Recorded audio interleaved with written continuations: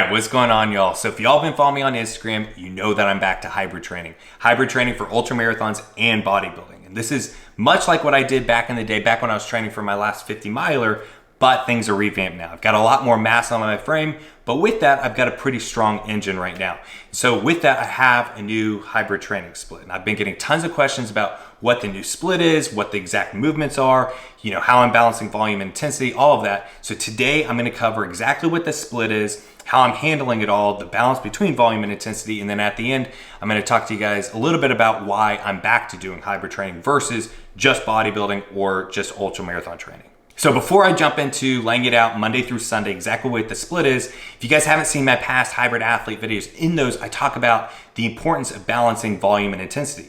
This is important for pretty much every athlete out there, even if you're training in just one modality, but it's especially important for every hybrid athlete out there. You've got to find the balance between volume and intensity, because if you've got both redlined, you're not going to be able to do it. You're going to be able to, essentially, you're going to burn out really quickly. So this is where I've talked in the past about, I keep my volume for the runs, especially doing marathon or ultramarathon training where you don't have as much speed work as shorter distances. That's where you can go ahead and have your volume over here. You're already inherently going to have high intensity in the gym. If you're powerlifting, bodybuilding, even just regular strength training, you're going to have relatively high intensity over here.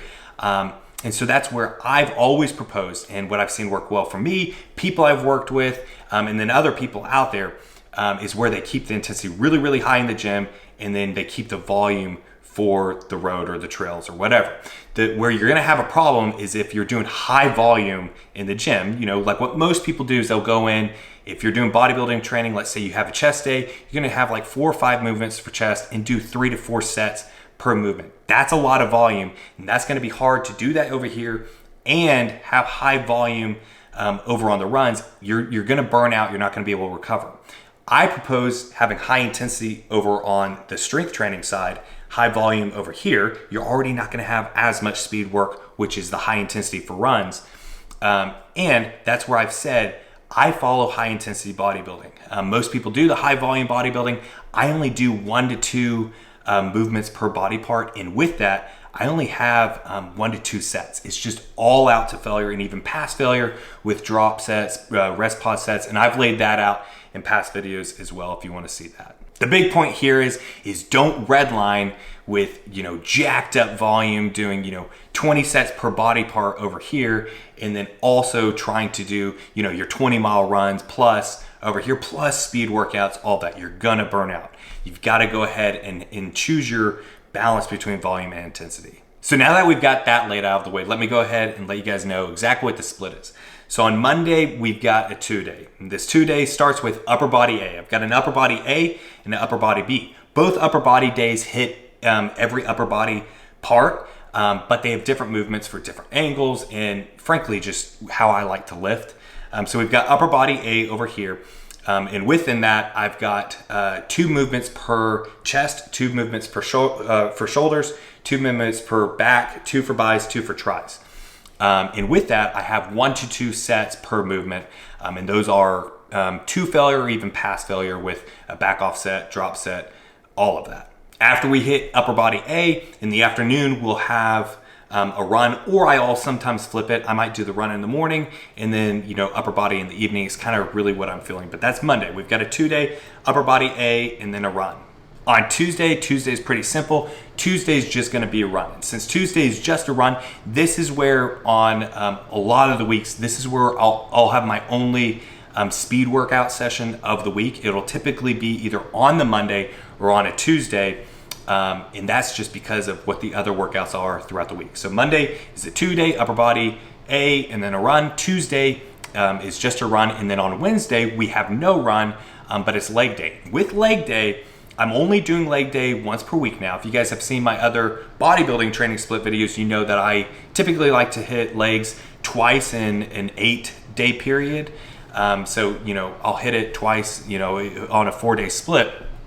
And so with this, I'm still going heavy. I'm not backing off that. I'm still doing heavy squats, heavy deadlifts, heavy leg press, and then I'll have a couple isolation movements in there like leg extensions, hamstring curls, all of that. But essentially my leg day is a very typical high intensity bodybuilding leg day split. I'm not changing it like a lot of runners do to where they really lighten up on legs. I've found, at least for me personally, that the stronger my legs are, the stronger my hip flexors are, all of that, the better I am out in the runs. And especially better out I am on trails and doing elevation and all of that. So I have decreased the frequency of my leg days, but I'm keeping the intensity and the volume, frankly, on my leg days the same. So Wednesday is just leg day. Thursday is similar to Tuesday, except it's going to be more of a recovery run, but it is just a run. I don't have a lift on Thursday. Friday is another 2 days. So Friday is going to be upper body B.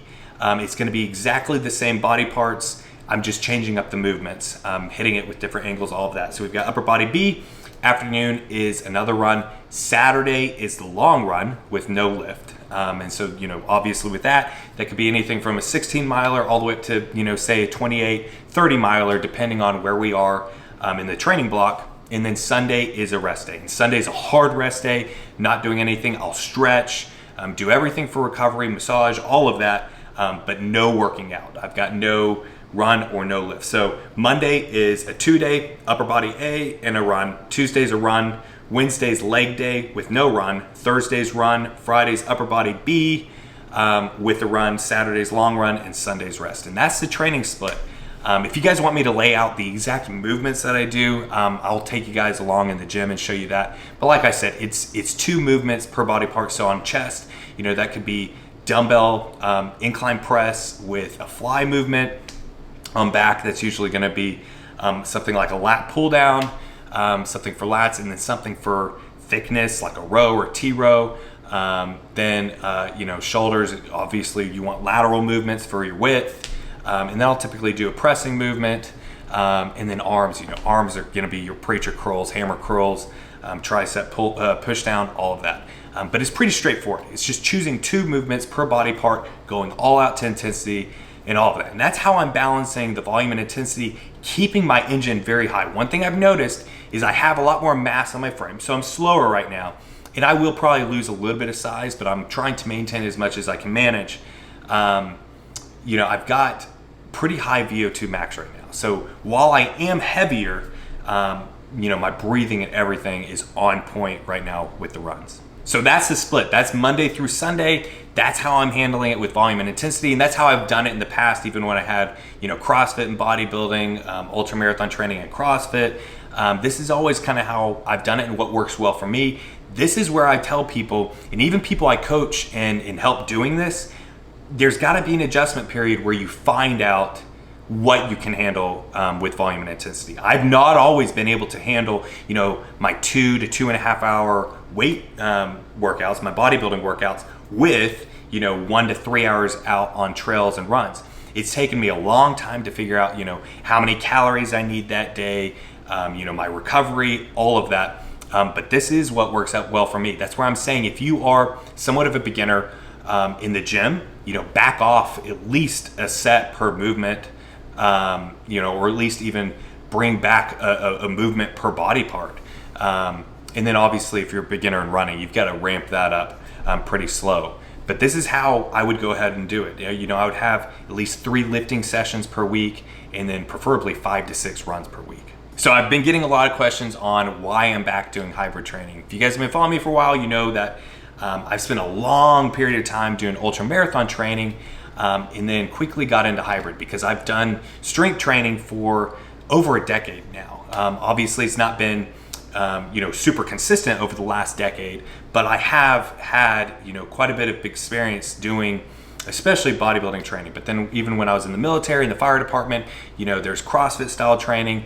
So hybrid's something that I over time fell in love with. Now, this last stage when I pretty much dropped the running to go into bodybuilding training, I wanted to get more size and strength back. When I had gotten done with my last 50 miler, I was at, I don't want to call it a weak point because I was strong for out in the trails and all of that, but it was a weak point in the gym, weaker than I've been really, frankly, over the last, at least since the beginning my freshman year of college. So it's been a long time that I've been as weak as I was. So I spent that period of time to get back in. And I'm not gonna lie to you guys, I got sucked up into the bodybuilding world. Bodybuilding is something I love. I love the sport of it. I love the feeling in the gym and all of that. But in the back of my mind during this whole time, there was something I'm missing. And I know all of you people out there that have spent time in the endurance world, this could be endurance cycling, running, whatever. If you guys have taken a period off, you know the feeling of missing it. It's something that was in the back of my mind that I tried to keep pushed back there. But it was something I knew I needed. So what I've always told people is, when I got back into the gym and I got back into bodybuilding, it gave me back that fire, that aggression that I was missing when I was just running. But without the running, without the trails, the solitude, the peace that I've talked to you guys about before in other videos, what I get from ultramarathon training, I missed the water, the calm, the peace, all of that. And so it was like I was just always, go, go, go, go, the fire, the aggression, but I needed the balance of, having that peace, that solitude, that active meditation, all of that. And so that's where for me personally, and I know there's many other hybrid athletes out there that feel the same way, I need the balance of, very, very intense strength training with, being out in the trails and running and all of that. And I love both. So I am back, and I don't see myself falling off of hybrid training anytime soon. I'm not going to tell you guys about my hybrid goals yet, but keep looking out for that in future videos, because I've got some big plans for this year. It's definitely going to be a fun year, and it's going to be a big year of training. But I'd love to hear from you guys. If you guys have any questions about this, I'd love to hear back from you. I love talking about this stuff, especially anything hybrid, because there's just frankly not that much information out there about it. And there's just, a lot of pioneers in it right now. So I'd love to hear back from you guys, but I hope you guys enjoyed this video. I hope it was informative for you. If you did, please go ahead and smash that like button. Make sure to hit subscribe so you don't miss any future videos. Be happy, be positive, be powerful, and I'll see you guys in the next video.